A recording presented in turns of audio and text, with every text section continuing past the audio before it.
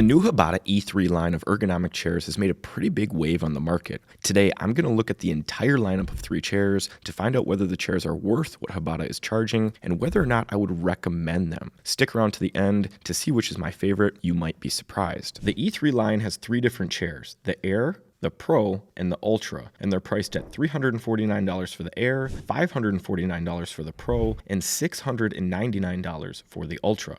All 3 chairs feature a full mesh seat and back, and they do have a ton of similarities. When looking at the build quality, there isn't a lot of difference between the 3 models. The Air is the least expensive option, but I do think it has good quality parts for the price, and it feels solid with functions that work fairly smoothly and the mesh being comfortable for a mid-range chair. When jumping up to the Pro model, you don't get any upgraded parts. Some of the adjustments are more advanced and offer more ranges, but the part quality is going to be the same. When you make the jump up to the Ultra, you do get a few upgrades on those parts. The most noticeable for me is the base. The Air and the Pro have a cheap base that you need to put together with 6 different components. This is one of the most disappointing aspects of the Air and Pro for me, because this type of base is usually reserved for the cheapest chairs on the market. The Ultra comes with a one-piece cast aluminum base. It's much better quality.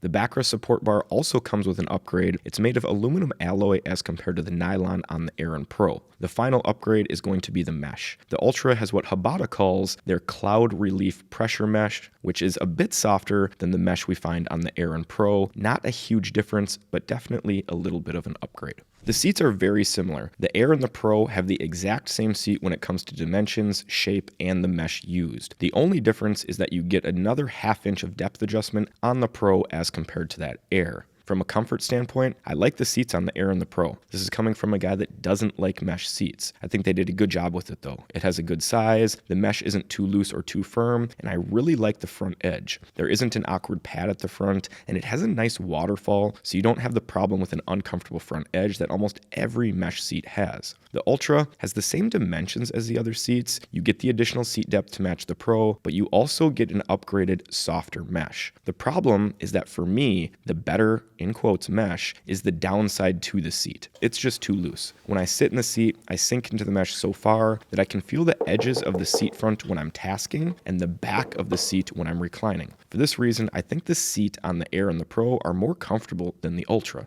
The backrests are a very similar story to the one we just told with the seats. The Air and Pro have the exact same backrest, with the only difference being that the Pro has a slightly larger height adjustment range of 2.75 inches as compared to the 2.6 inches on the Air. The backrest on the E3 line is going to be one of the most attractive aspects because of its uniqueness. The lower half of the back and the upper half of the back both adjust independently in terms of height, which really allows them to fit a huge range of people and sitting preferences. You also get the flaps on the sides to support the sides of your back. This is a really unique feature that I've only seen on the E3 line. Personally, I'm not a huge fan of a backrest that hugs me, so I open the flaps all the way, but some people do like that feeling of a chair holding them. If you're one of those people, this will be a nice feature for you. In terms of lumbar support, it is quite aggressive, but it's not going to be pokey or hard, and I do feel that it's supportive. The Ultra does have some upgrades as compared to the Air and the Pro, first one being that upgraded frame to aluminum alloy as compared to the nylon on the Air and Pro. You also get a little bit bigger height range of 3 inches, and you also get lumbar depth adjustment. You can make the lumbar incredibly pronounced on this chair. Unfortunately, this is another situation in which I think the lower priced options do a better job.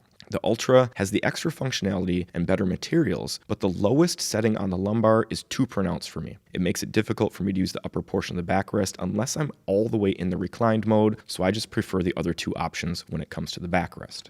The arms are where we see the biggest differences between all 3 chairs. The Air has the most basic arm package. It comes with 3-way adjustment, height, depth, and pivot. All 3 ranges are good, and I'm able to use the arms no problem at my desk, whether I'm tasking or relaxing. The arm pads are also good. They're not overly complicated, just a standard shape with nice rounded edges and soft pads. When you jump up to the Pro, you get twice the adjustability. So you get height, depth, width, pivot, and an upward tilt function. They have much more functionality than the Air. The problem is that there are 2 factors that make the arms on the Pro unusable for me. The first is the range of the adjustments. They're not very good, especially on the low end of the height range. They're just way too high for me. For me, to use these, I need to lower my chair way down and then have my arms and shoulders pushed up, which is terrible for long-term repetitive stress injuries. Realistically, I would keep my chair height where it should be and then try to use the chair without the arms when tasking. The other deal breaker for me with the arms on the Pro is the pads themselves. They're hard and they have a very awkward shape on the back of them. They curve upwards, which is done so that when you use the flip up adjustment to use a phone or tablet, your elbows don't slide off the back. But the upward angle is placed right where I put my elbows when I'm using the chair normally.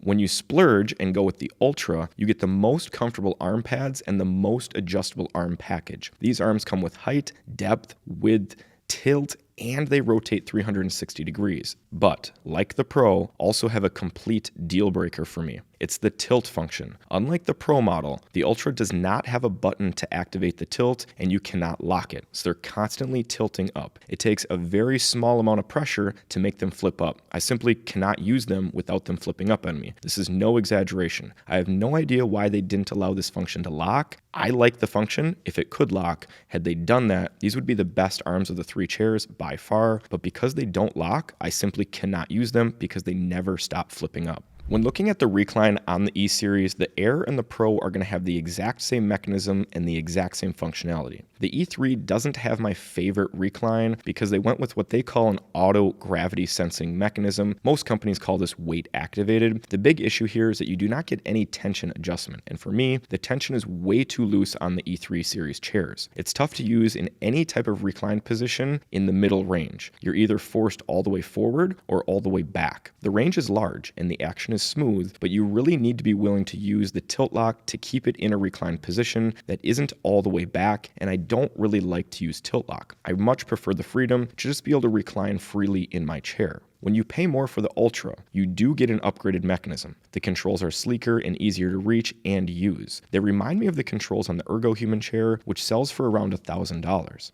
The Recline still has that auto-sensing mechanism though, so you don't gain any tension adjustment, which means it shares those same downsides as the Air and the Pro. One thing I did notice though is that the Recline action is different on the Ultra. The seat does not tilt as much as the Air and the Pro. When you recline back, it doesn't keep you in the same position on your back. When I go back, the Recline forces me to lower in the backrest. There's a large gap between the seat and the back, and it feels like it's scrunching my upper back and neck. It really gives me a similar feeling to the Human Scale Freedom in terms of the way that it reclines, forcing my head forward, but without the super good support that the Freedom provides. I much prefer the Recline action on both the Air and the Pro as compared to the Ultra. For me, the biggest advantage you get from upgrading from the Air to the Pro or the Ultra is that you get the footrest. The Air does not come with the footrest edition, and this is one of the few footrests I've tested that I actually like. The reason that I like it is that it's comfortable and it will fit most people. The extension range is really large. Most footrests are limited, which means that they only reach your calves or ankles, so they don't feel that great. The footrest on the Pro and Ultra is plenty long to be supportive where the pads should be on your legs. I also like the shape and also the pads themselves on the footrest. Most footrests just have a flat rectangle design, which means that they have a hard edge that will come into contact with the back of your legs, ankles, feet, wherever they line up. The rounded design with padding removes that problem. Overall, the footrest on the E3 series is one of the best I've seen, so if this is a requirement for you, then you'll want to upgrade from that Air. I think the E3 line presents a very unique product lineup with some features I've not seen on any other chairs, like the flaps on the backrest and their 4-way adjustable headrest design. Unfortunately, I think the drive to differentiate can often open problems that are not always accounted for. Yes, the Pro and Ultra do have advantages over the Air, but for me, the Air is going to be the best choice for most people. It's the most affordable, doesn't have any massive deal breakers for me, and it feels well positioned at its price point as compared to the competition.